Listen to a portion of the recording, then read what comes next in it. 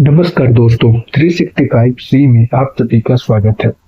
तो दोस्तों, आज के हम अपनी इस वीडियो में बात करने वाले हैं हनीकॉम्ब क्या होता है। तो दोस्तों, क्या आपने कभी किसी कॉलम, बीम या स्लैब की सतह पर छोटे छोटे गड्ढे या खाली स्तंभ देखे हैं, जिसे हम खाली गड्ढों को या फिर छोटे छोटे छोटे गड्ढों को या फिर खाली स्थान को ही हम हनीकॉम्ब कहते हैं टेक्निकल टर्म में।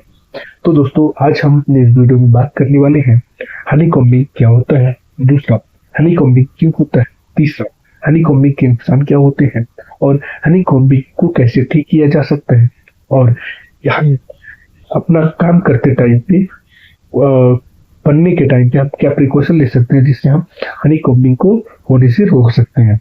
तो सबसे पहले हम बात करते हैं हनीकॉम्बिंग क्या है, यानी हनीकॉम्बिंग की डेफिनेशन के बारे में।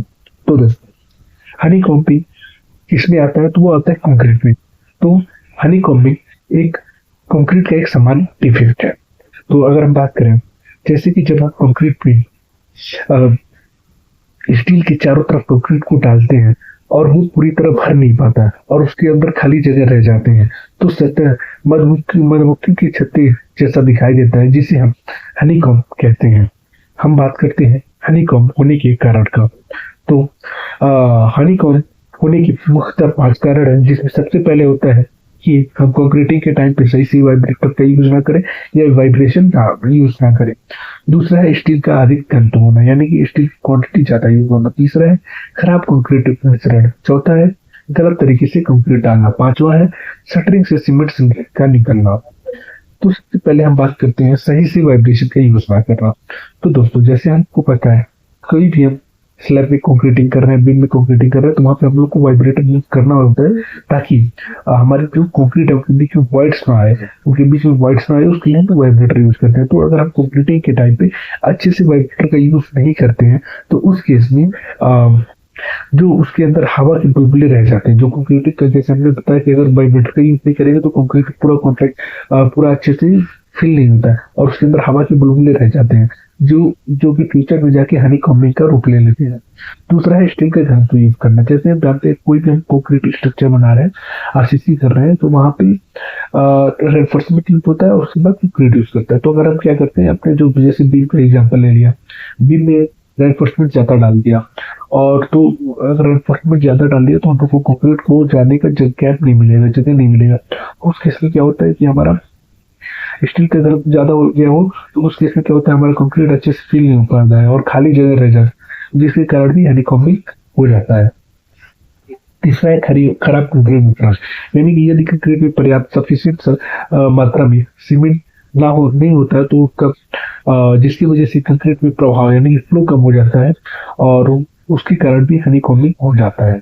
चौथा है गलत तरीके से कंक्रीट को डालना। जैसे मान लो कंक्रीटिंग कर रहे हैं, तो कंक्रीटिंग में हम एक लिमिट होता है, उससे ज्यादा की लिमिट से उससे अधिक की ऊंचाई से अगर कंक्रीट को हम डालते हैं या गलत तरीके से अपनाते हैं, जिसके कारण हमारे कंक्रीट सेग्रीगेशन हो जाता है। सेग्रीगेशन क्या होता है, सेग्रीगेशन एक ऐसा प्रोसेस है जिसमें हमारा एग्रीगेट और क्या नाम है, एग्रीगेट और सीमेंट भी अलग अलग हो जाते हैं, उसे हम सेग्रीगेशन कहते हैं। तो अगर हम कंक्रीट को डाल रहे हैं, कंक्रीट को हमारे कंक्रीटिंग के टाइम पे डाल रहे हैं और वो अधिक ऊंचाई से डाल रहे हैं, जिसकी वजह से सेग्रीगेशन हुआ, तो अगर सेग्रीगेशन हुआ है तो वहां पे उस कंक्रीट में उस स्ट्रक्चर में हनीकॉम्बिंग हो जाएगा। पांचवा है शटरिंग में सैलरी का निकलना। यदि शटरिंग करते हैं, जैसे मान लो शटरिंग किया, शटरिंग फ्रेम में अच्छे से नहीं किया, उसके बीच बीच में वॉइड्स आ रहे हैं, तो उसके कारण सीमेंट निकल जाएगा, जो भी फ्यूचर में हनीकॉम्बिंग की स्थिति पैदा कर देता है। आगे बात करते हैं हनीकॉम्बिंग के नुकसान क्या क्या होते हैं। तो हाँ, हनीकॉम्बिंग की वजह से भवन की मजबूती कम हो जाती है, यानी कि कमजोर बिल्डिंग बनता है।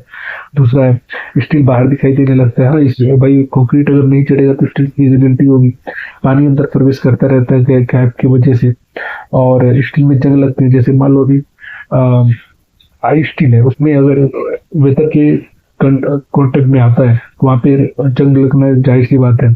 दूसरा है भवन की आयु कम हो जाती है और सतह खराब दिखाई देती है। हाँ, फिनिशिंग का तो इशू आता है।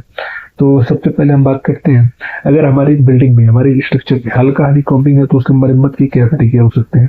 तो सबसे पहले होता है ढीला कंक्रीट हटाए, दूसरा है सतह को साफ करें, तीसरा है बॉन्डिंग एजेंट लगाए, और चौथे पे होता है रिपेयर मोटर या पॉलीमर मोटर से उस खाली गैप को भरें। अब उस आगे बढ़ते हुए बात करते हैं, अगर गंभीर या बड़ा हनीकॉम्ब है तो उसके मरम्मत के क्या तरीके होंगे। पहले क्या करते हैं, क्षतिग्रस्त कर कंक्रीट को हटाएं, स्टील को साफ करें, एंटी कोरोजन लेयर लगाएं, माइक्रो कंक्रीट या प्रेशर कंक्रीटिंग से मरम्मत करें। आगे बढ़ते हुए बात करते हैं हनीकॉम्बिंग से बचाव के क्या तरीके हो सकते हैं, कि मतलब क्या ऐसा अपना कंक्रीटिंग के टाइम पे क्या प्रिकॉशन है कि जिससे हमारी बिल्डिंग में हनीकॉम्बिंग ना हो। पहला है सही मिक्स डिजाइन का यूज करें। दूसरा है अच्छे तरीके से वाइब्रेटर का यूज करें। तीसरा है अच्छी स्टरिंग के बीच में गैप ना हो, सही तरीके से कंक्रीट को डाला जाए, ज्यादा हाइट से ना डाला जाए, हम लोग का जो आईएस स्टैंडर्ड है उसके हिसाब से किया जाए। और पांचवा स्टील को उचित दूरी पे लगाया जाए। और क्या है, जो हम लोग कंक्रीटिंग कर रहे हैं टाइम पे लेबर की क्वालिटी भी अच्छी वाली होनी चाहिए। ऐसा ना हो कि अनएक्सपीरियंस लेबर है तो उस केस में भी हम लोग को ये फ्यूचर में दिक्कत देखना पड़ सकता है। तो दोस्तों, हनीकॉम्बिंग केवल सतह का समस्या नहीं है, यदि समय से पर मरम्मत नहीं किया जाए तो ये भवन की मजबूती और टिकाऊपन को प्रभावित कर सकता है, और करता भी है। और सही निर्माण प्रक्रिया अपनाकर हम हनीकॉम्बिंग से आसानी से बचा जा सकता है। तो दोस्तों, अगर आपको ये वीडियो पसंद आया हो तो वीडियो को लाइक करें, शेयर करें और चैनल को सब्सक्राइब करें। मैं आदित्य गुप्ता, मिलते हैं अपने अगले वीडियो में। धन्यवाद।